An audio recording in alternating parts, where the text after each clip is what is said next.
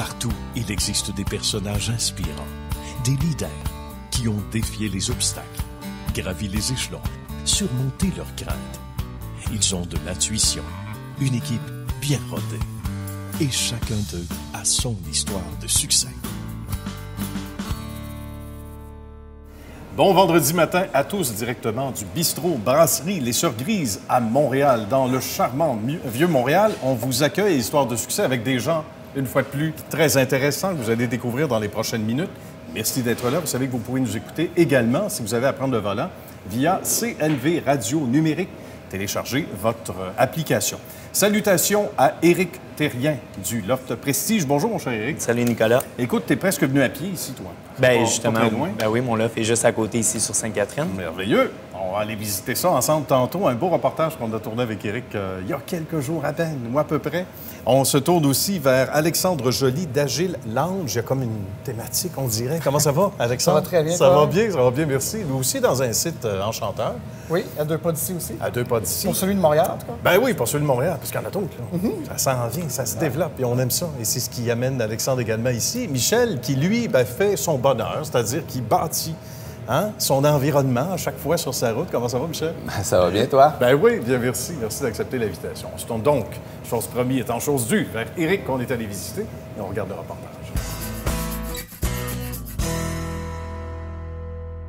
Salut, mon cher Éric, comment vas-tu? Ça va très bien, Merci de Nicolas. nous recevoir. Bien, merci à toi. Je dis souvent la blague aux gens, c'est un beau loft, mais là, c'est vrai. C'est tout un loft. Alors, écoute, Loft Prestige, on va parler de cette belle idée, ce beau flash que tu as eu il y a quelques temps, on va dire comme ça. 17 mois. Mais 17 mois, c'est pas rien. Mais avant ça, évidemment, il y a eu Éric, le DJ. Oui, exactement. Toute une carrière de DJ. Comment tout ça, d'abord, a commencé? Brièvement, il faut en parler parce que ça va un peu expliquer ce qui t'a amené ici. Là. Oui, bien écoute, j'ai commencé ma carrière, ça fait déjà 23 ans. OK. J'ai commencé à mixer à l'âge de 17 ans. J'ai commencé dans des petits bars. Après ça, j'ai fait un bon 3-4 ans à faire la tournée, à jouer du rock, du disco, un peu de tous les styles de musique. Bien. Puis là, j'ai commencé à travailler dans les gros établissements dans le Québec. Et puis, Boule de neige a continué. J'ai commencé à mixer à l'extérieur, dans différents pays. Wow. Pour après ça, vraiment m'installer ici puis rester dû que j'ai eu un enfant. Bonne qui est raison, rendu, ça, pour oui, s'établir qui est et rendu rester. déjà à 8 ans en plus. OK. De là, j'ai eu une idée parce qu'il y avait beaucoup de gens qui me bookaient pour des anniversaires et puis oui, OK. pour tout genre d'événements, des parties de bureau. Ils me disaient, est-ce que tu peux fournir le système de son, le kit d'éclairage? Fait que pour moi, à chaque fois, c'était compliqué. On devait aller chercher le système de son, on devait aller Le chercher buffet aussi, souvent, dans le certains kit cas. d'éclairage, Ben oui. s'occuper de tout. Et puis là, les gens trouvaient qu'à un moment donné, ça coûtait cher parce qu'il y avait tout le temps l'allocation. Fait que je me suis dit, pourquoi pas partir un projet où c'est un clé en main, où ce que tout va être là. Ça, c'est merveilleux. Oui, Et surtout, exactement. à l'ère actuelle, mon cher Éric, étant c'est quelque chose, puisque tu le vis au quotidien, on n'a plus le temps de faire ça. Non, exactement. Donc, en famille, entre amis, on veut organiser un party de bureau, etc. Il faut que ça se fasse rapidement. Puis, on ne veut pas avoir affaire à composer, si tu veux, avec 4, 5, 6 personnes. Donc, clé en main, ça nous amène à l'offre de service ici. Déjà. Exactement. Donc, j'ai cherché pendant longtemps. Le bon local, le bon emplacement pour avoir un endroit sécuritaire où je pouvais avoir tout. Donc, nous voilà au Loft Prestige, que j'ai parti le projet, ça fait exactement 17 mois. On est tout près de la place du Puy, à Montréal, donc Saint-Hubert, grosso modo, tout près de Saint-Hubert, sur la rue Sainte-Catherine.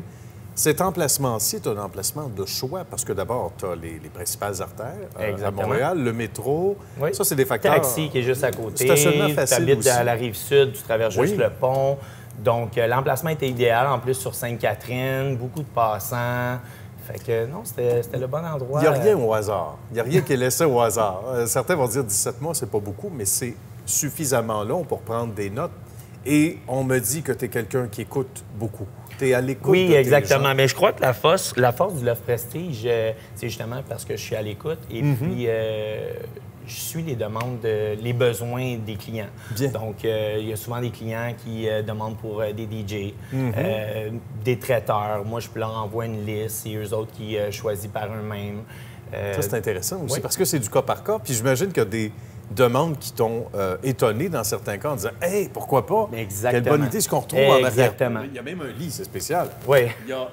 Non, mais... Tout dépendamment des demandes. Des demandes, exactement. ça peut que être... ça soit, juste pour vous donner des idées, j'ai déjà eu la Banque nationale, donc ils voulaient faire une conférence. Donc, j'ai rajouté un écran géant.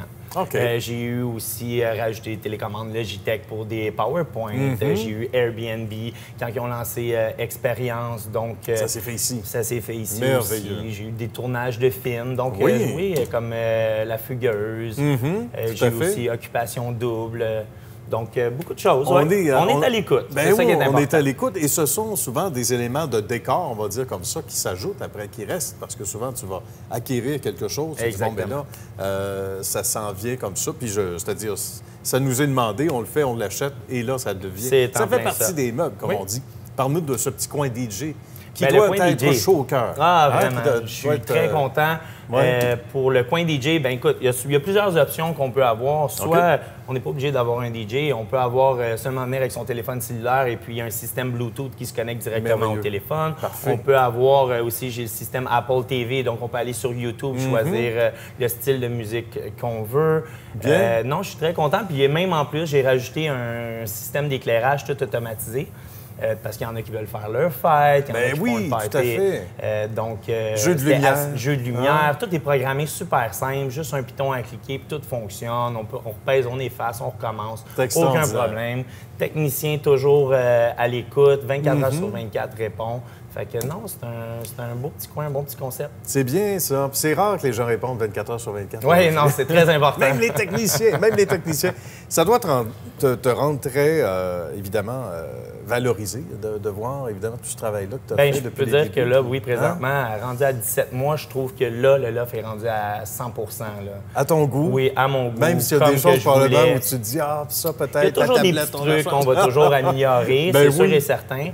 Mais pour l'instant, non, je suis très, très, très content du résultat. Puis je le vois avec la réponse des clients quand ils me rappellent. Qu'est-ce qu'on te dit? Qu'est-ce qu'on te raconte? Parce que tu disais qu'à micro fermé, tantôt, il y a beaucoup de récurrence dans le bon sens du terme. Donc, il y a un attachement. On se sent chez soi déjà en rentrant ici. Il y a une bonne vibration, on va le dire comme ça. Et à ce moment-là, ce qui est intéressant, c'est que j'imagine que les gens, en se sentant un peu chez eux, te rappellent en disant « Hey, j'ai mon frère qui fête ses 40 ans. » Exactement, c'est un très bon point. Mon but du loft, c'était exactement ça. Rendre ça convivial, sécuritaire, puis clé en main. Donc, tu n'as rien presque à t'occuper. Le système de son est là, le kit de lumière, la coutellerie. Tu arrives avec tes gens, puis tu amènes ta nourriture ou ton traiteur. Merveilleux. Puis voilà, tu peux faire le party, tu rebarres la porte, merci, bonsoir. C'est réglé. Donc, les gens sont vraiment contents. J'ai beaucoup d'appels qui me disent, écoute, c'est sûr, je veux revenir l'année prochaine. J'imagine, oui, c'est ça. J'ai mes cousins, mon party de bureau, ainsi de suite. Tu as déjà des réservations à l'avance. Exactement. Donc, le mot est lancé et puis, comme bon entrepreneur, tu regardes toutes sortes d'options également. Donc, ça aussi, ça fait partie de l'écoute. Donc, pour les gens qui veulent entrer en contact avec toi, ça se passe sur le site web, évidemment. C'est très simple, juste par Facebook. C'est un des moteurs les plus... par Facebook, il y a l'Instagram et ainsi de suite. Tout est là, Le prestige. Bien, merci beaucoup, mon cher Éric. Ça a été un bonheur. Merci de nous avoir reçus. On a le goût de revenir déjà. Excellent. Merci. Alexandre a sa question pour Éric maintenant. Oui, c'est vraiment super beau, ces endroits-là. Je me demandais, c'est quel genre de location vous offrez? Il y a vraiment plusieurs possibilités pour mon loft. Il y a beaucoup de gens qui font soit des conférences de presse, des shootings photos, tournages de films, des anniversaires, des showers aussi. Donc, il y a une grande possibilité d'événements qu'on peut faire au Loft Prestige. Réseautage professionnel, peut-être? Il y a de tout. Oui, hein? Ça donne des idées, Alexandre? Oui, bien sûr. Et Michel, probablement aussi, qui a sa question. Mais mettons là, que je veux faire une location, comment ça marche, le fonctionnement? Bien, c'est super simple. Je fais remplir un contrat. Avec ce contrat-là, on peut faire ensuite une demande de permis de réunion. Donc, moi, je ne vends aucun alcool. C'est vous qui apportez votre alcool ou la location doit la fournir pour ses invités. Donc, on travaille en partenariat avec la Régie des alcools. Mais faut-tu que ça soit tout le temps, mettons, une salle pleine, là, mettons, où ça peut non, il y a une capacité jusqu'à un maximum de 100 personnes. Donc, vous pouvez être 10 comme vous pouvez être 100. C'est bien. Intéressant. Ça donne plus de marge de manœuvre également. Super. Bien, Éric, tu restes avec nous, évidemment. On se tourne du côté, cette fois, d'Alexandre, qu'on est allé rencontrer à notre tour il n'y a pas si longtemps pour regarder le reportage.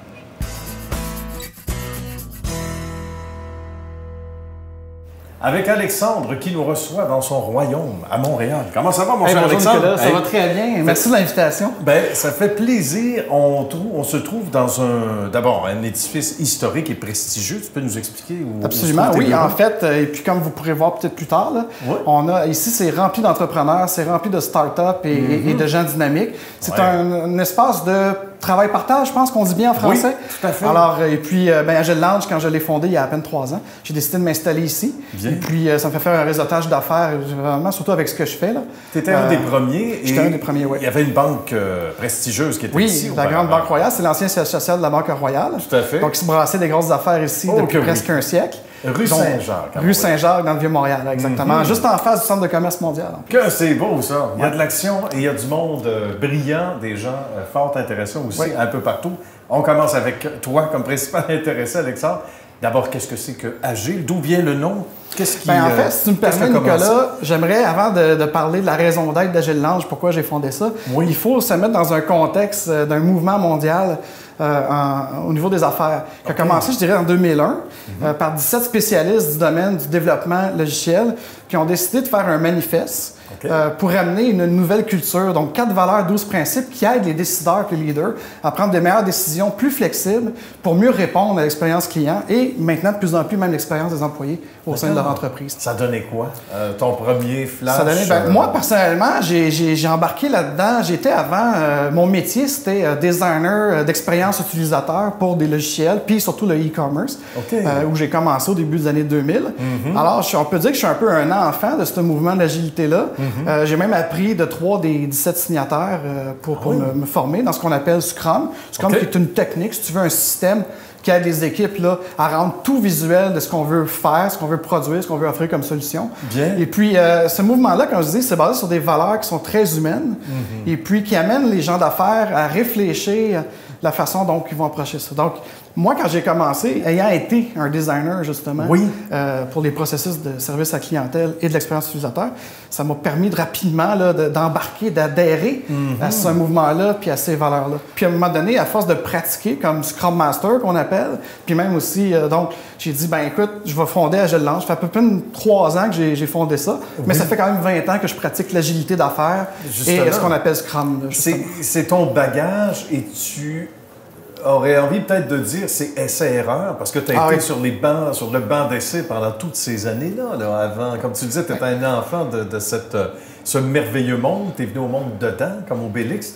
Oui, exact. C'est à peu près ça. Et là, tu as vécu toutes ces années-là. C'était relativement nouveau, justement. Donc, c'est complètement nouveau. Même qu'il y a beaucoup de gens qui vont nous dire « Ah, ça fait 17 ans, c'est peut-être passé date. » Au contraire, c'est une évolution et une amélioration continue, autant des personnes, des individus, que des entreprises. Ce mode-là d'agilité, d'affaires et puis de travail va nous rendre flexibles. C'est au lieu de faire un plan bien fixe dans le temps, puis dire on va livrer, par exemple, ce produit-là ou ce site web-là en temps et lieu, là, on se dit non, on va faire justement de l'expérimentation, on va être empirique. Il y a une petite partie un peu scientifique là-dedans, mais sans faire peur à personne. Mais c'est de l'empirisme parce qu'on veut apprendre au fur et à mesure. C'est l'interaction entre les gens avant les processus puis n'importe quel modèle. Exactement. Tu parles de modèle. Il ne faut pas oublier, je pense, un fait important que tu m'as souligné avant d'aller en ondes ensemble, c'est du cas par cas. Tu peux avoir 2 réunions où tu as l'impression que c'est la même thématique ou les mêmes idées de base et 2 réunions complètement différentes en fonction des besoins des gens aussi. C'est une adaptation complète. C'est-à-dire que moi, comme agiliste, je le pratique réellement. C'est pas quelque chose que tu achètes.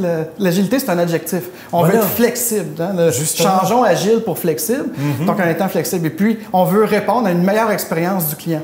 Donc, si j'ai des recruteurs qui m'ont acheté un atelier qui s'appelle Talent Agile pour mieux recruter des spécialistes ou des gens qui travaillent justement dans ce mode d'agilité-là.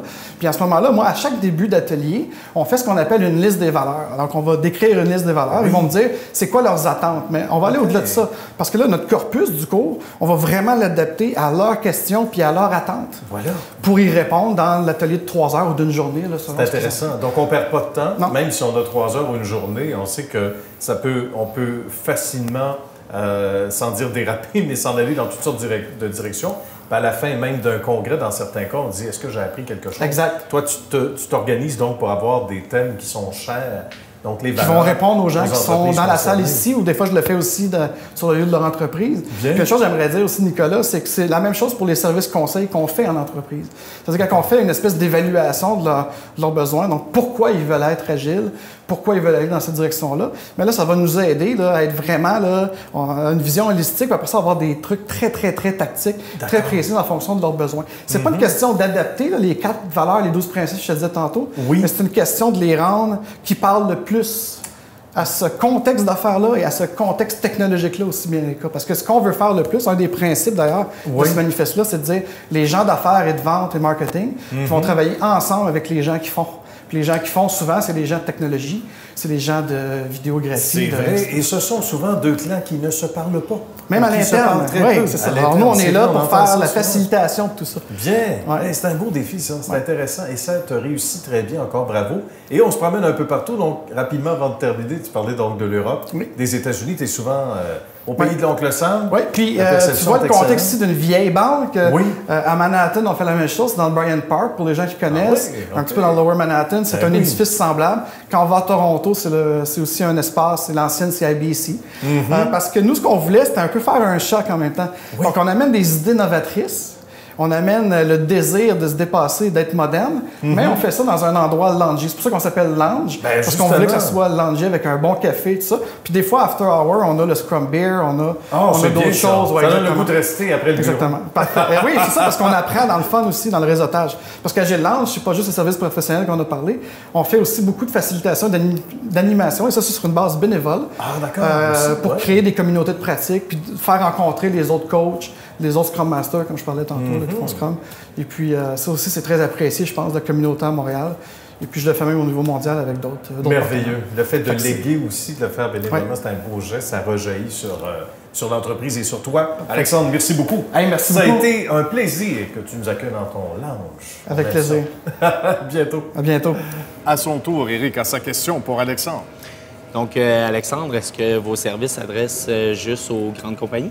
Non, absolument pas. C'est exactement ce qu'on nous, on offre. On veut offrir au monde. Donc, ça peut être des entrepreneurs qui font des startups, des entrepreneurs qui veulent un peu se réinventer. Ça peut être des individus, des professionnels qui ont besoin de revoir le monde des affaires autrement pour faire face à la complexité puis aux exigences des clients actuellement. Donc, on offre ça vraiment autant à la grande entreprise, la petite entreprise, les entrepreneurs et tout ça. Donc, c'est très intéressant. Le nichon qu'on fait. Là. Tout à fait. Michel, maintenant. Puis ces formations-là, est-ce qu'ils sont pratiques ou seulement théoriques? En fait, je dirais 95% de ce qu'on offre comme formation, c'est plus la forme d'atelier pratique. Et puis, ce qu'on fait aussi, c'est très, très contextuel. C'est pas un one-size-fit-all, si vous me permettez. Oui. On va écouter les clients, on va écouter un peu ce que vous pourriez faire dans votre propre entreprise. Puis même que souvent, dans les formations, les gens ressortent avec déjà leur liste de valeurs pour leur plan de projet. On ne va pas jouer à des jeux fictifs ou théoriques. C'est vraiment, ils amènent leur propre contenu, puis on fait la formation avec ces outils-là. Ça doit aider à faire du cas par cas aussi. Hein? Absolument, il faut faire ça. Plus adapté parce que sur mesure, ça doit être complètement différent. C'est exactement ce que Michel ou Éric font, c'est complètement différent. Fait que si on avait à les aider au Agile Lounge, il faudrait qu'on soit dans leur contexte d'affaires, et parfois technologique ou matériel ou pas. Là. Bien, la table est mise, en tout cas. C'est un début. Hein? Au moins, vous jasez ça. On se tourne vers Michel, qu'on est allé rencontrer maintenant, avec ce beau reportage qu'on vous a préparé.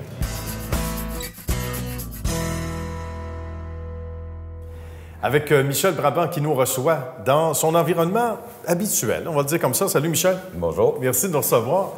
Michel, la passion pour le domaine, parce qu'on est en système intérieur, on va expliquer ce que c'est, mais je te dirais la construction au sens large, ça a commencé comment pour toi au départ?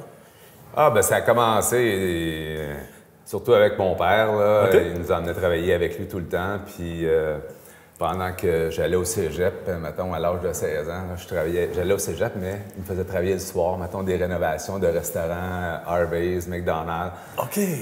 Et puis, à chaque fois que j'étais en vacances, il fallait que j'aille travailler avec. Il m'emmenait avec lui. Puis, à un moment donné, j'ai commencé à aimer le métier. J'ai commencé, les payes, c'était intéressant. Puis, le métier, je commençais à le connaître de plus en plus. Fait que, on a laissé faire les études, puis les devoirs, puis on s'en allait travailler à temps plein. Là. Bien, bien c'est correct. Comme le vieil adage qui dit, si le travail nuit à tes études, lâcher les études. On vrai pour tout le monde. Mais à la blague, ça ressemblait à ça. Puis c'est correct parce que l'école, c'est pas fait nécessairement pour tout le monde. Puis la meilleure école pour le métier que tu as décidé d'embrasser et que tu as aimé, bien, c'était celle-là, le fait d'apprendre sur le terrain. Puis qu'est-ce qui t'a le plus satisfait, toi, à tes débuts, justement, au niveau du travail? Puis qu'est-ce qui a fait que, de fil en aiguille, on en a fait justement un métier, là?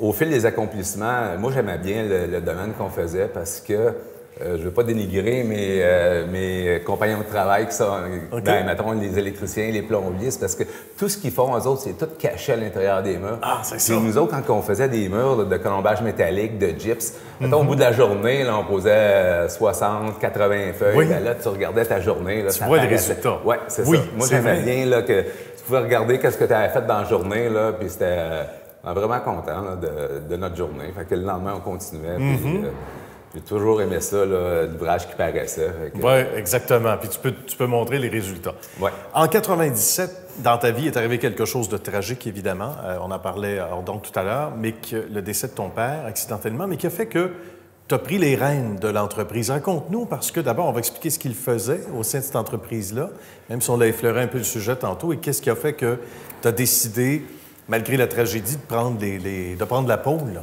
Bien, c'est sûr que moi, je travaillais pour mon père depuis l'âge de 16 ans, en 1984. Et puis, Raymond, il avait ouvert la compagnie en 1976. OK. Et puis, moi, je travaillais sur les chantiers uniquement. Et à un moment donné, on a eu la malheureuse nouvelle qu'il y a un décès accidentel de mon père par un accident de la route. Ouais. Et puis, là, j'ai été beaucoup déstabilisé, c'est sûr, mais il fallait que je prenne une décision aussi. La mauvaise nouvelle, le choc, tout ça ensemble, ça en fait beaucoup en même temps, là. Oui, quand même, parce que je n'étais pas nécessairement prêt à ça. Ouais. Et puis, disons, quand c'est arrivé, mettons, si j'avais eu quelques questions à poser, des conseils, j'ai tout fait par moi-même. C'est ça qui était tout qu'un défi, là, mettons, là, quand c'est arrivé. Puis qu'est-ce qu'on faisait au niveau de l'entreprise à ce moment-là? C'était système intérieur déjà? Qu'est-ce qu'il y avait comme... Oui, bien, on a resté dans les mêmes gammes de travaux, là, tout le temps dans le système intérieur. La compagnie est restée intacte. Les employés qui travaillaient pour mon père, ils m'ont aidé, ils ont resté là, puis on a reconstruit ça, on a fait la continuité, puis ça a super bien été, là. Puis on est quand même un groupe de... J'ai 14 poseurs de système intérieur, plus un tireur de joints avec moi. Quand même. Puis c'est sûr que au niveau des joints, il y a tout le temps des sous-traitants là, qui me suivent. Là, parce que moi, j'ai de la misère à les garder à l'année parce que quand on fait des murs extérieurs, j'ai pas besoin. Puis, dans le passé, mettons, on pouvait se fier là, sur des sous-traitants pour nous venir en aide. Là, mettons, quand on avait un rush d'ouvrage, on pouvait se fier sur d'autres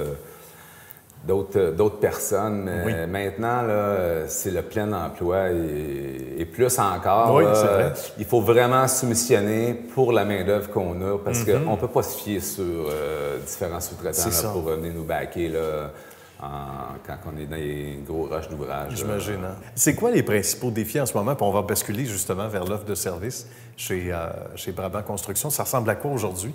Bien, les défis, là, c'est surtout les cédules. On a tout le temps des cédules à respecter, puis des fois, il y a des contraintes. C'est soit la température, c'est soit la livraison d'autres matériaux autres que nous. On dépend souvent de d'autres métiers. Bien, c'est ça, des fois, le chantier est retardé, mais quand ça recommence, là, il faut rattraper le temps perdu. Fait que ça, c'est un bon défi, là, souvent... à relever, mais la plupart des entrepreneurs en construction, c'est les cédules qui est le principal défi à relever. Puis on essaie de satisfaire nos clients le plus possible. Et d'être partout à la fois aussi en même temps. Ça, pour le patron, c'est pas évident, là.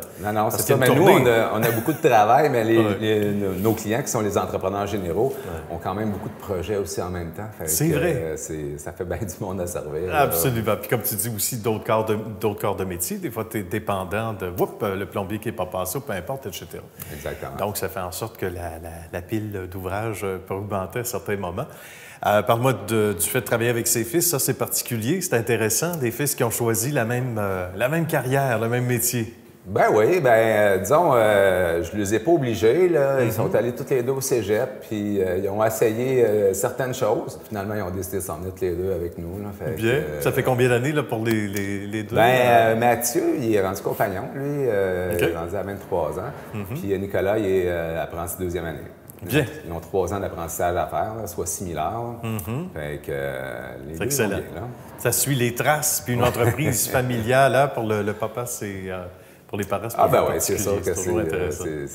ça donne un push de plus. J'imagine, hein? Motivation de plus. Oui, exactement. Ouais. Là, parce que tu sais que tu fais ça pour l'avenir et non pas pour une préparation de retraite qui s'ensuit. C'est vrai. C'est différent. Hein? C'est Ouais, tout à fait différent comme plan de match. On voit pas pareil. Plus loin à l'horizon.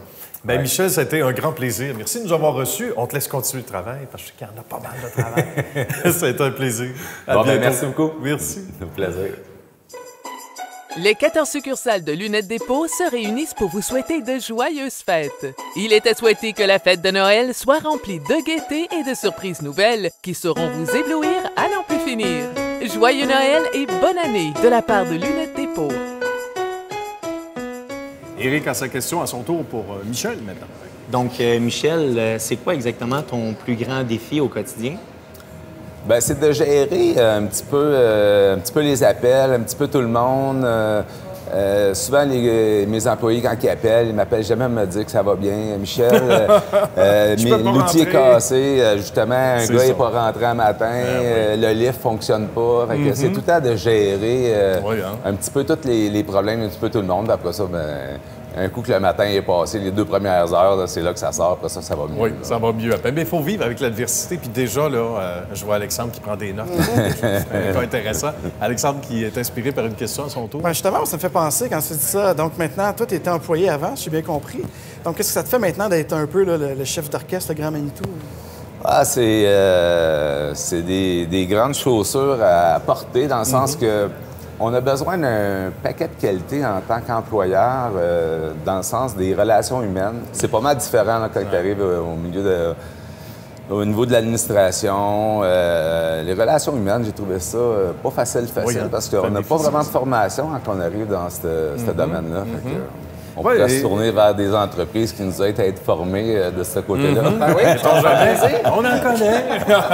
D'ailleurs, ça va vite en bonne compagnie, mais si vous êtes dans 3 univers complètement différents, on voit que, comme le veut la formule d'histoire de succès, des choses qui se recoupent. Évidemment, entre autres, la satisfaction de la clientèle, hein, certains défis dans la croissance, la gestion du monde. Être à l'écoute de sa clientèle. Être à l'écoute, c'est vraiment important. Offrir des espaces agréables. Oui, exactement. Amener sa clientèle. C'est certain. Alors, on pourrait en nommer comme ça des exemples jusqu'à la fin.